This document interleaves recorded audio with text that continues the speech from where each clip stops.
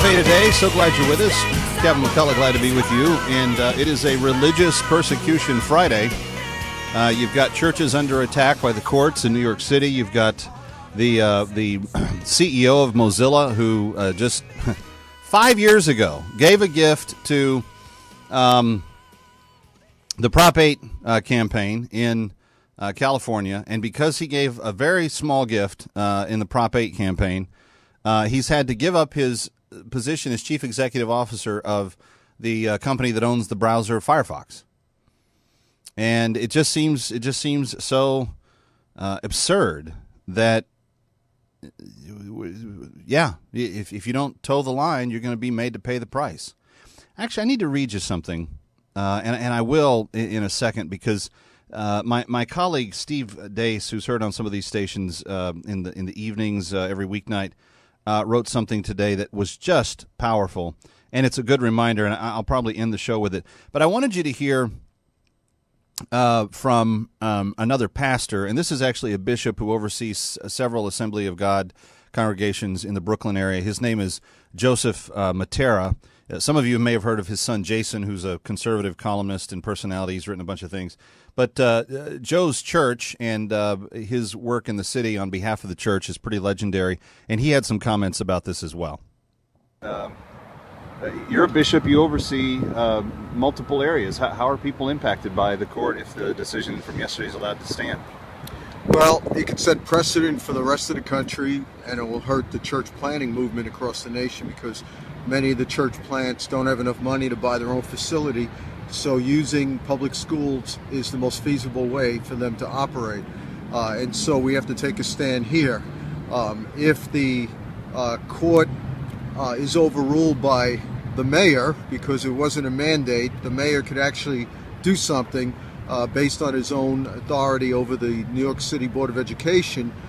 We still have a problem, so that they're going to appeal anyway, so that it goes all the way up to the Supreme Court, so it's done, finalized once and for all. I've been told that elements of this case have been to the Supreme Court. It was kicked back down to a lower level.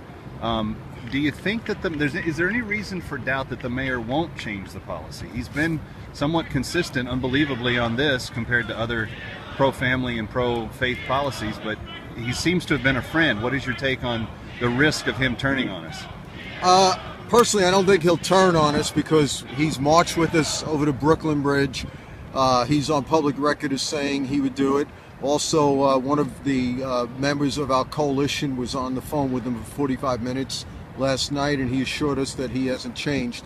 So we're not worried about it. We do believe he's going to stand with us, but our greater concern is not the mayor, but it's the finalization legally based on appealing it all the way to the Supreme Court. So Excellent. It's done with once and for all. And that's the Reverend Joseph Matera, Bishop Joseph Matera of Resurrection Life Church in Brooklyn. And it's, again, a very stark day, a day in which a court, two judges in black robes can just walk in and say to a church, you no longer have a place to meet. Goodbye.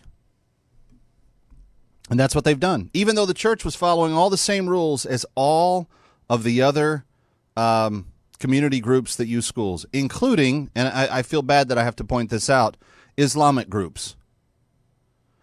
Even other religious groups are using the schools for their issues. Christians aren't being allowed to. 888-589-8840. Let's go to Texas and speak with Lewis if we can. Line 4. Lewis, are you there? Yes, sir. Welcome. Go right ahead. You're on with Kevin McCullough. Thank you, Kevin. You said a couple of things I want to comment on. One of them was that anybody who dares speak up automatically becomes under attack. And the other thing was about how basically you said standing on the sidelines as a Christian is over. And I believe that America today is Isaiah 59. If I could just read a couple of verses out of there. Go right ahead. It says in verses 14 and 15, so justice is driven back, and righteousness stands at a distance. Truth has stumbled in the streets, and honesty cannot enter. Truth is nowhere to be found, and whoever shuns evil becomes a prey. And that's us. That's America. Mm-hmm. And the other thing is, I do believe we are in the days of apostasy. And I encourage my fellow Christians to stand strong in the Lord, because, you know, the Bible says that the wicked gnash their teeth at the righteous, but the righteous contend with the wicked. And I believe God is allowing the heat to be turned up because I believe he is separating true believers from professing believers so that those who are true to him will stand strong even in the midst of persecution. Well, I got to say on that level, Lewis, and thank you for the call. I'm so proud of the churches that are doing what they're doing today, standing up and reminding the mayor that he said his position on this was, XYZ, and just, praying and praying some more that he'll keep his word on that.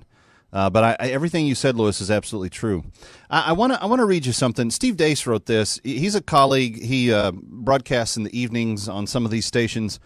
And it's all about exactly what we're talking about, the culture wars. It's all about how we got where we are so that a CEO can be pushed out of his job by the masses over appearing to be politically incorrect.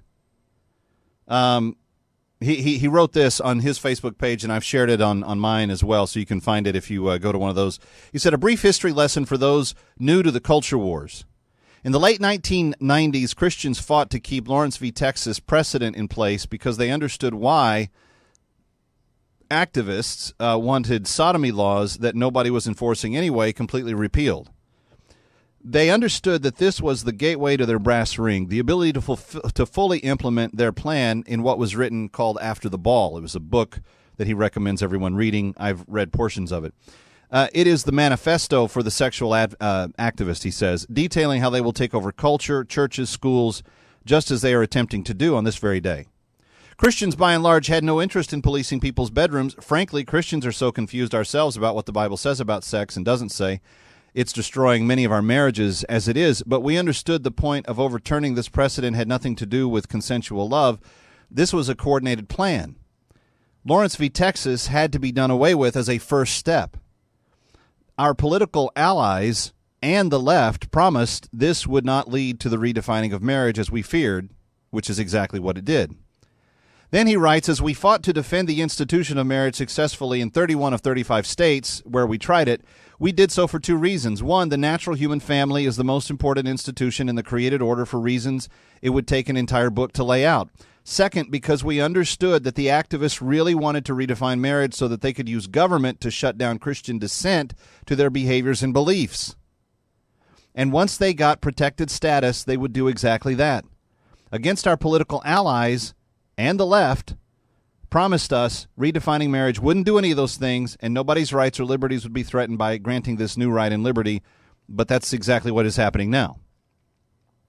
Every step of the way, Christians have either been deceived or betrayed by not just the left, but also their political allies. And now we find ourselves in the position of having to debate our own existence in a country that wouldn't have existed without our Christian forefathers who came here in the first place. Can we hold jobs and still believe the Bible and church teachings? Can we own businesses? Will we be blacklisted from certain industries? Will they try and stop us from passing these teachings down to our children since they're already indoctrinating our kids against us in the schools as it is? The list goes on and on. If your instant reaction to what we just said laid out is serves you right since that's how gays were previously being treated, you're either not on our side or never were, not to mention you've bought into the phony propaganda on our side. Don't ask us to support your candidates and causes, for if you're attracted to them, that means they're not on our side either. But if your instant reaction to what we just laid out is that's why we have to get the state out of marriage, it's too late for that now. The activists never wanted marriage, although I know there are some same-sex couples who feel deeply committed to each other and want that human relationship acknowledged. Day says, which I don't agree with, but as a fellow human myself, I certainly understand. The reality is very few homosexuals actually get or stay married once they allegedly can. The activists all along have wanted to use tolerance as a means by which to achieve supremacy, and then once that supremacy was achieved, tolerance would be redefined or done away with altogether. Getting the state out of marriage won't solve the escalating crisis now.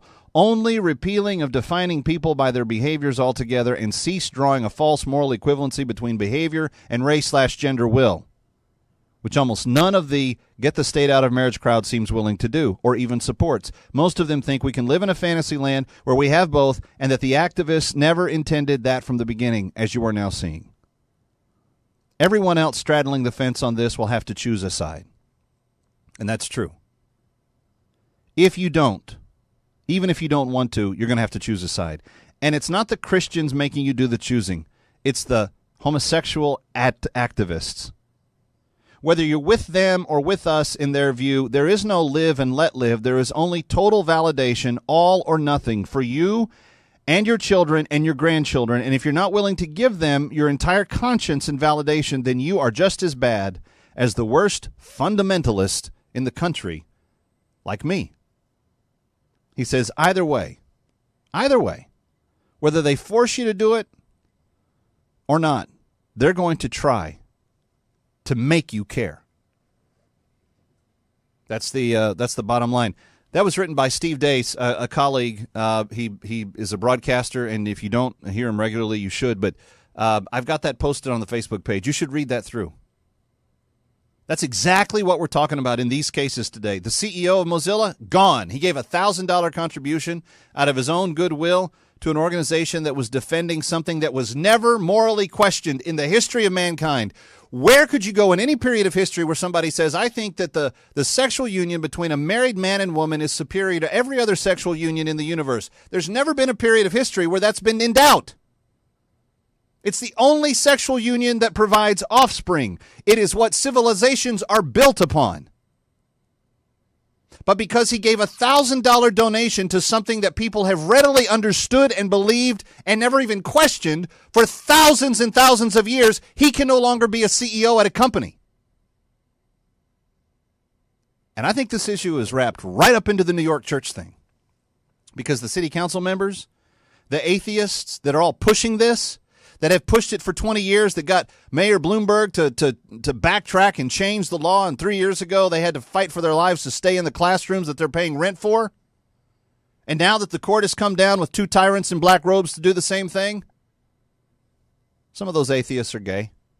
Some of them are homosexual activists. Some of them are out and open and proud, and they're glad to kick Christians in the shin. Friends, the lines are being drawn, and Christians weren't the ones that drew them. You will be forced to choose a side, and it's not Christians that are forcing you. God is a perfect gentleman, by the way. He never forces himself upon you. He doesn't say, you're going to believe in me or I'm going to beat the holy crud out of you. He doesn't say that. The tolerant states of America say that. The advocates of those that think we should just never have an opinion about anything because morally, I just want to sin the way I want to sin. If I want to read porn, have sex with animals, have a gay lover, molest children, and do it all in the safety of my home, who are you to say I can't? And this is the nation that we have now inherited, friends. This is the nation that we now wake up in. This is the nation that I am scared to death that my 3- and 1-year-old ankle biters are going to be inheriting. And the thought that I did anything less than fight for what was true and just every day of my life woke me up at 2:45 this morning, as it often does, and drove me to my knees in prayer. We are done as a civilization if the church doesn't wake up, and it may be too late already. But the one good thing, as the caller said earlier in the hour, probably going to see who really is a believer and who isn't, because you're going to be forced to choose a side. You will be forced to care. A couple more calls, and then we're done for the week. Tarson in Texas. Hi. Hello. Hi. Hello, Kevin. This Yes, is sir. Carson. Hey, I love your show. I listen to it all the time, man. Thank you, I'm sir. African American. I'm retired from the military. And God you know bless what? you. I agree with everything you're saying. I want to say this. You know, when I was a kid, they used to tell us a story about this frog who was he was boiling in cold water. And then the water got hotter until it got so hot, but it was too late. By the time he decided to jump, he had stayed in the water too long. And I figured out the name of that frog. That frog's name is Church. His name was Church. That's what's happening in America right now. I try to talk to friends about what's going on in our country, and, you know, a lot of my friends are Christians, and they give me scriptures like, we got to seek first the kingdom of heaven, and we got, you know, and it just bothers me because they don't realize that if we don't have a country to live in, we won't be able to seek the kingdom of heaven. Well, we will, but we will just won't have a country to live in. And it is, that's what I want to say, Kevin. I appreciate it, Tarson. Thank you for your support and for your encouragement. Thank you for thinking for yourself and not accepting the hash that is passed around by community leaders. Thank you for being a binge thinker, obliterating confusion, amplifying truth, pursuing clarity. Let's go to Marilyn in Michigan. Hi, Marilyn. You're up next with Kevin McCullough. Glad you're here. Well, hello, Kevin. I'm glad I'm here, too. I just want to say something about the rental issue. Yes. Isn't that discrimination when they can, they can rent these buildings to other people? I know I rented property at one time, and I tell you, discrimination was the biggest issue that I ever faced. No, there's no question about it that it is, Marilyn. The problem is that the court has now said that you can legally discriminate against the Christians. Friends, do two things if you care about this. Call the New York City City Hall.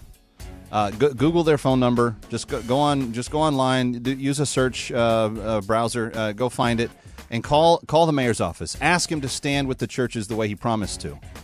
Tell him that the rest of the country's watching and that you're concerned about it. And then do something else. Pray, pray, pray, and pray some more. If you have not joined Pray 2014, go to pray2014.com and pray with us on Mondays. But friends, own this. Let this spur burn in your gut and give God to intervene. It's our only hope. I'm Kevin McCullough. Happy Friday to you. And Fisher and Focal Point are next, and we'll see you on Monday.